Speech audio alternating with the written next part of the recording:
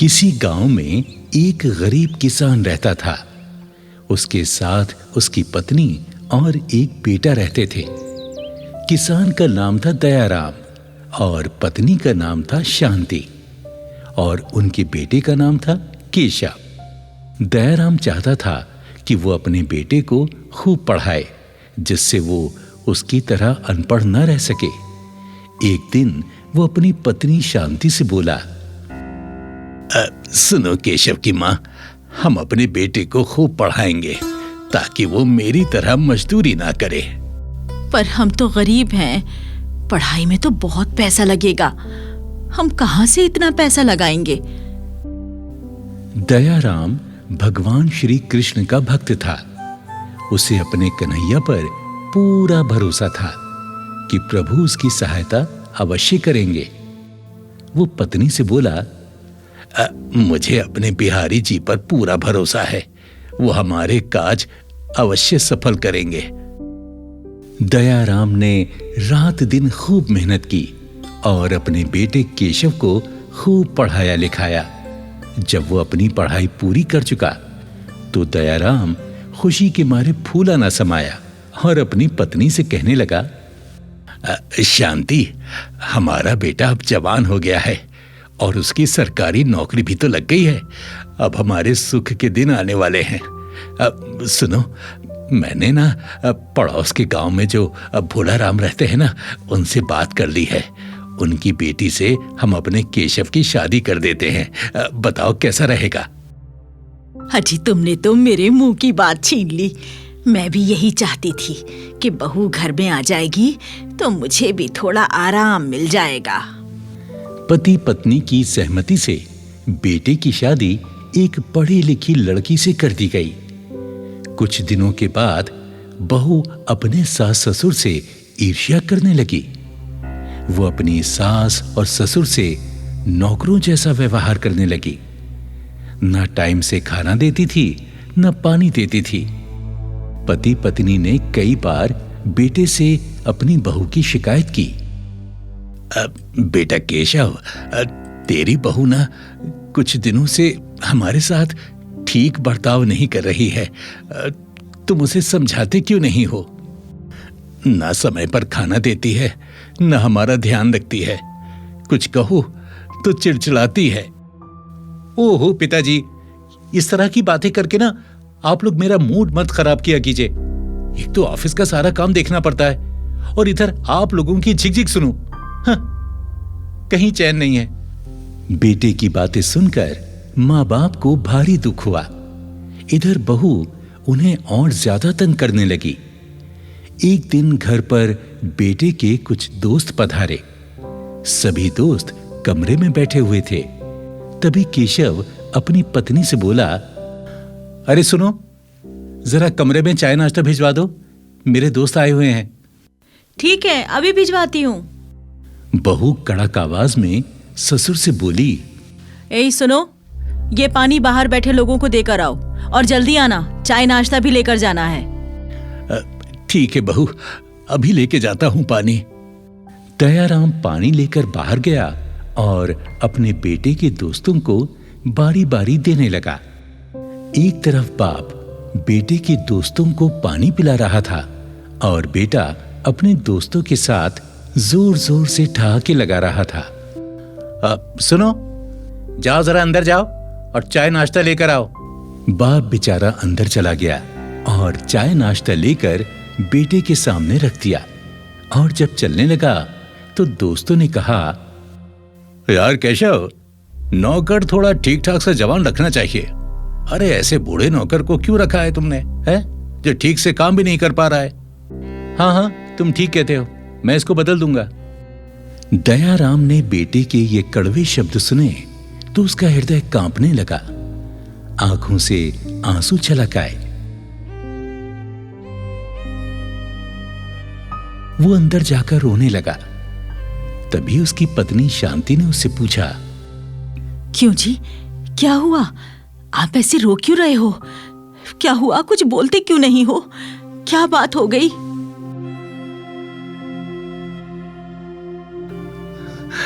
शांति, आज मेरे बेटे ने मेरा अपमान कर दिया।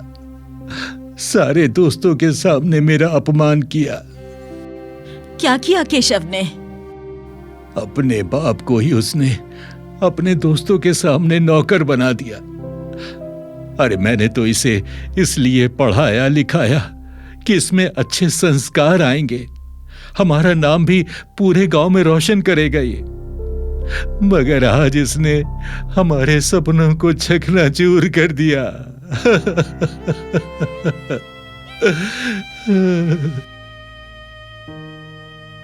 अरे आप दुखी मत हो, मैं बाके बिहारी से आपके लिए प्रार्थना करूंगी। हमारा बाके बिहारी हमारे साथ है, वो हमारी जरूर सुनेंगे, आपके साथ इंसाफ करेंगे। तभी बेटा केशव झुंझलाता हुआ अंदर आया और अपने पिता से बोला, क्या पिताजी, तुम्हें मेरी इज्जत का जरा भी ख्याल नहीं आया? तुम इस गंदे देहाती लिबास में मेरे दोस्तों के सामने आ गए। अरे पता भी है तुम्हें, तुम्हारी वजह से मुझे आज कितना शर्मिंदा होना पड़ा दोस्तों के सामने।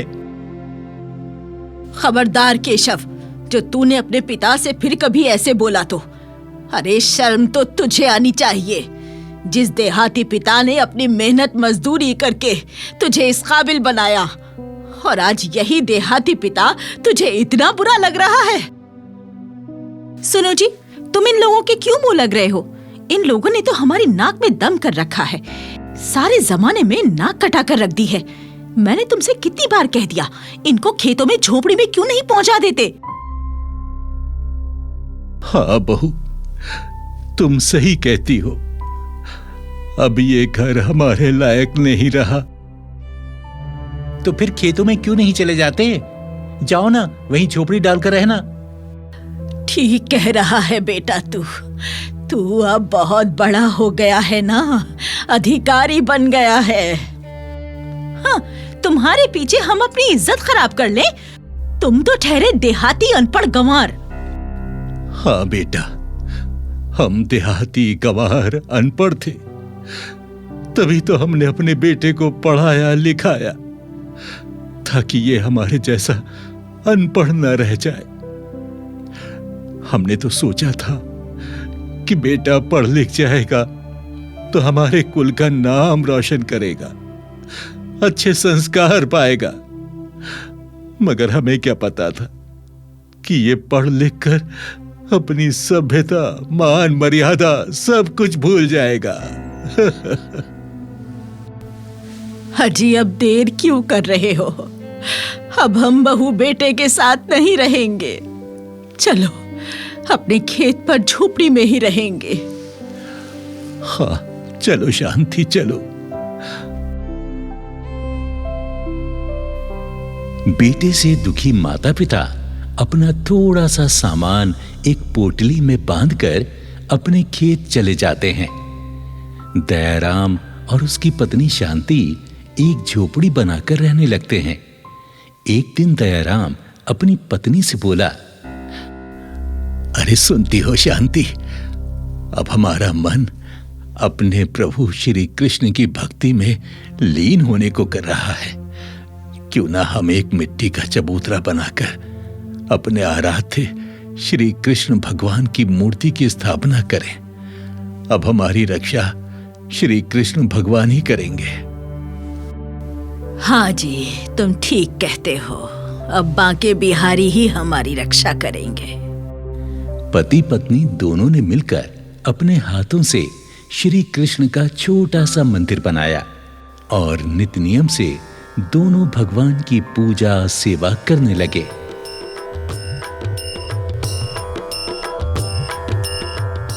एक दिन दयाराम को श्री कृष्ण भगवान ने दर्शन दिए और बोले, मेरे प्रिय भक्त दयाराम, मैं तुम्हारी पूजा भक्ति से प्रसन्न हूं। तुम मेरे लिए एक मंदिर का निर्माण करो, मैं तुम्हारी सहायता करूंगा। और हां, तुम ही मेरी पूजा अर्चना करना। इतना कहकर श्री कृष्ण अंतर्ध्यान हो गए। सुबह जब दयाराम नींद से जागा तो अपनी पत्नी शांति को अपने सपने की बात बताई और कहने लगा, अब तुम ही बताओ शांति, हम तो गरीब हैं, भगवान का मंदिर कैसे बनवा पाएंगे? सुनो जी, जिस मंदिर की तुम सोच रहे हो उसका निर्माण स्वयं भगवान ही कराएंगे, तुम चिंता ना करो। 1 माह बाद जन्माष्टमी का पर्व आने वाला था। गांव के सरपंच ने इसी संबंध में एक पंचायत बुलाई। गांव के सभी लोग वहां इकट्ठा हुए। दयाराम भी उस पंचायत में शामिल हुआ। गांव का सरपंच बोला, भाइयों, हमने आज ये पंचायत इसलिए बुलाई है कि आज से 1 माह बाद श्री कृष्ण जन्माष्टमी आ रही है। आप तो जानते हैं, हमारे गांव में श्री कृष्ण भगवान का कोई मंदिर नहीं है। हमें जन्माष्टमी पर शहरों में जाना पड़ता है।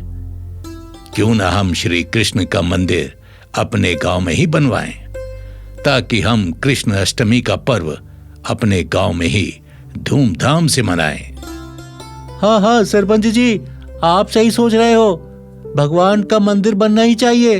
हाँ बनना चाहिए। हाँ बनना चाहिए। हाँ, वो तो सही है कि भगवान कृष्ण का मंदिर गांव में बनना चाहिए, मगर इस मंदिर के लिए हमें भूमि कौन दान करेगा? सरपंच जी, मैं दान करूंगा अपनी भूमि। मेरे खेत में श्री कृष्ण का छोटा सा मंदिर है। अगर आप लोगों की राय हो तो क्यों ना उसे ही भव्य बना दिया जाए। ये तो बहुत अच्छी बात है। दयाराम श्री कृष्ण के परम भक्त हैं, इसलिए हम इनकी दी हुई दान की भूमि पर श्री कृष्ण भगवान का भव्य मंदिर बनाएंगे। इसमें सभी गांव के लोग मिलजुल कर अपना अपना श्रमदान करेंगे और जन्माष्टमी से पूर्व ही मंदिर का निर्माण करेंगे।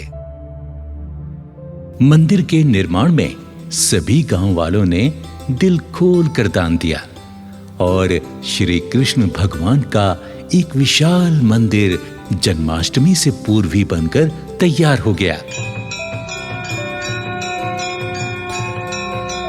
इस मंदिर के निर्माण में दयाराम के बेटे का कोई योगदान नहीं लिया गया। इस प्रकार मंदिर बनकर तैयार हो गया। 2 दिन बाद श्री कृष्ण जन्माष्टमी के पर्व पर मंदिर को खूब सजाया गया। इस मंदिर का पुजारी दयाराम को ही बनाया गया। जन्माष्टमी के दिन सभी लोग इकट्ठा होने लगे। जब दयाराम के बेटे बहू को पता चला कि उनके पिताजी ने अपने खेत की भूमि मंदिर के लिए दान दे दी और उनकी ख्याति चारों ओर फैल रही है, तो दोनों पति पत्नी को बहुत पछतावा हुआ। सुनती हो, हमने अपने माता पिता के साथ बहुत बुरा बर्ताव किया। हमें उनसे क्षमा मांगनी चाहिए, वरना भगवान हमें कभी क्षमा नहीं करेगा। हाँ जी, हमसे बहुत बड़ी भूल हो गई। चलो हम अपने मम्मी पापा से क्षमा मांगते हैं। केशव और उसकी पत्नी को अपनी भूल पर पछतावा हुआ। दोनों पति पत्नी उसी मंदिर में आ गए जहां कृष्ण जन्माष्टमी का पर्व मनाया जा रहा था। सभी लोग भगवान का दर्शन कर रहे थे।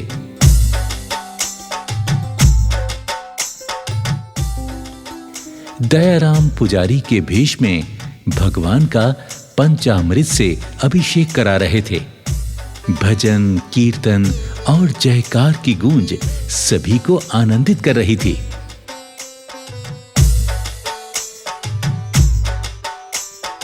तभी केशव और उसकी पत्नी वहां पहुंचे और अपने माता पिता के चरण पकड़कर रो रो कर उनसे क्षमा मांगने लगे। केशव की पत्नी भी अपनी सास ससुर के पांव पकड़कर क्षमा मांग रही थी। उठो बेटा, सुनो, दुनिया में बेटा कितना भी बड़ा हो जाए, पर अपने माँ बाप से कभी बड़ा नहीं होता। आदमी जन्म से नहीं, कर्म से महान होता है बेटा।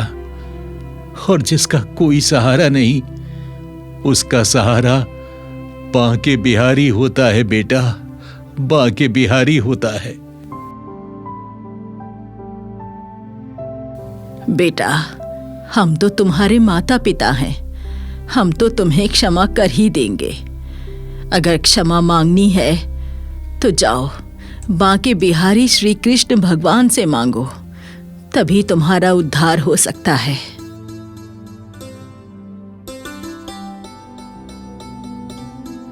बहू और बेटे ने भगवान श्री कृष्ण से क्षमा याचना की और अपने माता पिता के साथ रहने लगे।